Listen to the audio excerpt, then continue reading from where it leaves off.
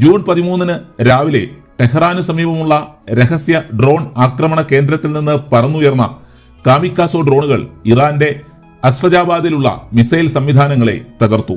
നേരത്തെ തന്നെ തയ്യാറാക്കി വച്ചിരുന്ന ആയുധങ്ങൾ റിമോട്ട് കൺട്രോളിലൂടെ പ്രവർത്തിപ്പിച്ച് ഇറാന്റെ റഡാറുകളെയും വ്യോമപ്രതിരോധ സംവിധാനത്തെയും ഇല്ലാതാക്കി. ഇതോടെ കാത്തുനിന്നിരുന്ന ഇസ്രയേൽ വ്യോമസേനയുടെ പോർ വിമാനങ്ങൾക്ക് ആക്രമിക്കാൻ എല്ലാ വഴികളും തെളിഞ്ഞു. ഇറാന്റെ വ്യോമമേഖല പ്രതിരോധമില്ലാതെ നിസ്സഹായമായി. 200ഓളം യുദ്ധവിമാനങ്ങൾ ഇറാനിൽ സംഹാര താണ്ഡവം തന്നെ നടത്തി.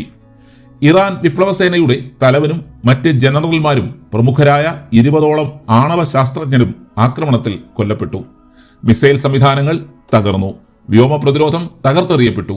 എന്ത് ചെയ്യണമെന്നറിയാതെ ആദ്യ മണിക്കൂറുകളിൽ ഇറാൻ അങ്കലാപ്പിലായി.